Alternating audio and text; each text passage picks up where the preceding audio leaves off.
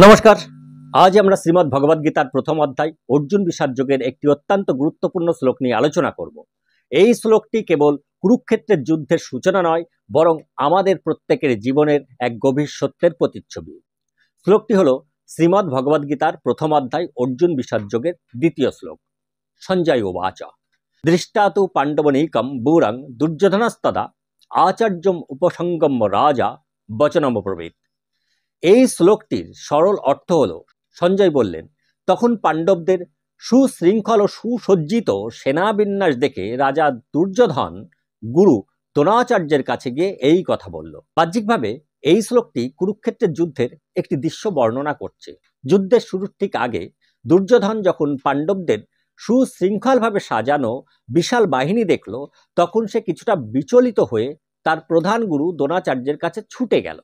এটি একটি সাধারণ যুদ্ধের কৌশলগত পরিস্থিতি মনে হতে পারে, কিন্তু এই শ্লোকের গভীরে লুকিয়ে আছে উপনিষদ, মনস্তত্ত্ব, দর্শন ও বিজ্ঞানের এক অসাধারণ সমন্বিত ব্যাখ্যা। আসুন আমরা এই শ্লোকটিকে একটি বহুমাত্রিক দৃষ্টিকোণ থেকে বোঝার চেষ্টা করি। শ্রীমদ্ ভগবদ গীতার প্রতিটি শ্লোক যেমন বহির্জগতের ঘটনাকে বর্ণনা করে, তেমনি তা আমাদের অন্তরের সূক্ষ্ম জগতের প্রতিচ্ছবি। এখানে দুর্যোধন, পাণ্ডব সেনা এবং দ্রোণাচার্য শুধু মহাভারতের চরিত্র নন, বরং আমাদের মনোজগতের বিভিন্ন শক্তির প্রতি। যখনই আমরা নিজেদের জীবনে কোনো নতুন ও ইতিবাচক পরিবর্তনের সিদ্ধান্ত নিই, তখনই আমাদের ভেতরের পুরানো অভ্যাস এবং নেতিবাচক মানসিকতা বিচলিত হয়ে ওঠে। এই শ্লোকে পাণ্ডবনীকম বুরং অর্থাৎ পাণ্ডবদের সুশৃঙ্খল সেনাবিন্যাস ঠিক সেই ইতিবাচক শক্তির সংহতিকে বোঝায়।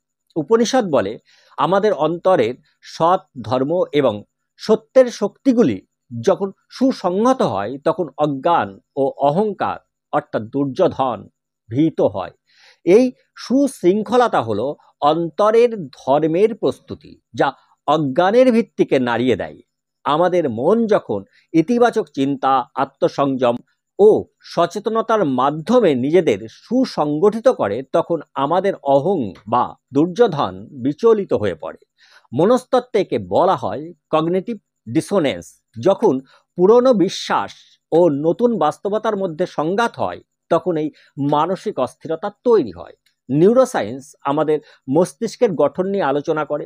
যখন আমরা কোনো নতুন ভালো অভ্যাস গড়ে তুলি, তখন মস্তিষ্কে নতুন পজিটিভ নিউরাল পাথওয়েজ তৈরি হয়। এই নতুন পথগুলি যখন শক্তিশালী নেটওয়ার্ক তৈরি করে, তখন পুরনো নেতিবাচক অভ্যাস বা নেগেটিভ নিউরাল প্যাটার্নস, যাকে আমরা দুর্যোধন বলতে পারি, সেটি হুমকির মুখে পড়ে। দুর্যোধনের এই অস্থিরতার পরের ধাপ হলো আচার্যম উপসঙ্গম্য রাজা বচনমব্রবীৎ, অর্থাৎ গুরু দ্রোণাচার্যের কাছে গিয়ে কথা বলা। এই ঘটনাটি আমাদের ভেতরের একটি অত্যন্ত গুরুত্বপূর্ণ আচরণকে তুলে ধরে।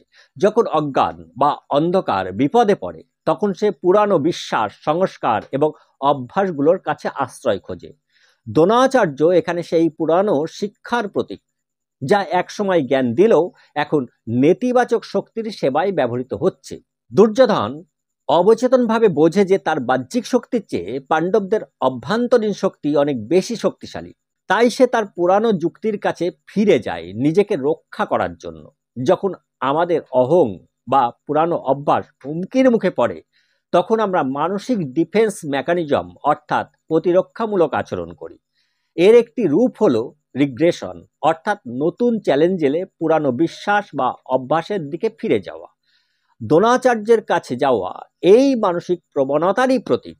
মস্তিষ্কের অ্যামিগডালা যখন ভয়ের সংকেত দেয়, তখন মস্তিষ্কের যুক্তি নিয়ন্ত্রিত অংশ প্রিফ্রন্টাল কর্টেক্স প্রায় পুরনো স্মৃতির প্যাটার্ন বা ডিফল্ট মোড নেটওয়ার্কের কাছে সমাধান খোঁজে।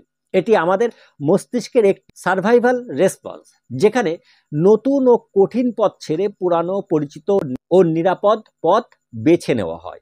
কিন্তু এই পথটি অপ্রগতিশীল। এই শ্লোকটির গভীরে আমরা দেখতে পাই এক চিরন্তন অভ্যন্তরীণ সংঘাতের চিত্র।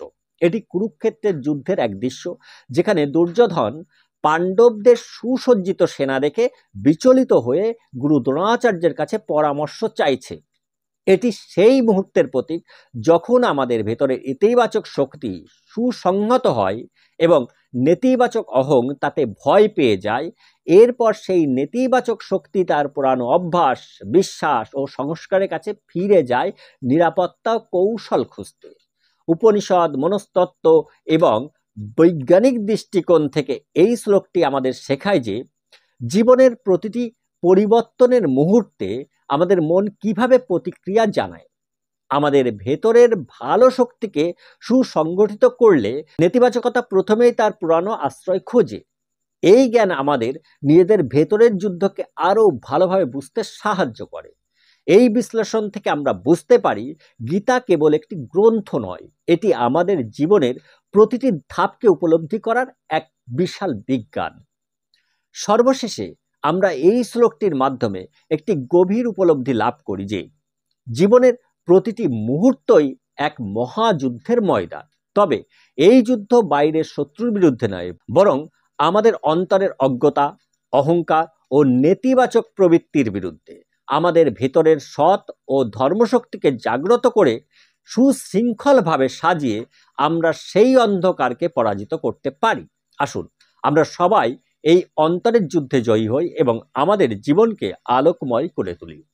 এই প্রসঙ্গে উপনিষদের একটি শ্লোক দিয়ে আজকের আলোচনা শেষ করতে চাই। এটি আমাদের সকলের জন্য এক গভীর প্রার্থনা। অসত মা সদ্গময়, তমস মা জ্যোতির্গময়, মৃত্যুর মা অমৃত গমায়। অর্থাৎ অসত্য থেকে আমাকে সত্যের দিকে নিয়ে যাও, অন্ধকার থেকে আমাকে আলোর দিকে নিয়ে যাও, মৃত্যুর থেকে আমাকে অমরত্বের দিকে নিয়ে যাও। এই প্রার্থনার মাধ্যমে আমরা আমাদের নিজেদের এবং সমগ্র পৃথিবীর শান্তি এবং কল্যাণের জন্য প্রার্থনা করি।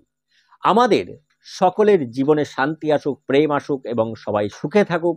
পৃথিবীর প্রতিটি প্রাণী, প্রতিটি মানুষ শান্তিতে থাকুক। আপনাদের মূল্যবান সময় দেওয়ার জন্য অসংখ্য অসংখ্য ধন্যবাদ। সকলেই ভালো থাকুন, সুস্থ থাকুন, শান্তিতে থাকুন।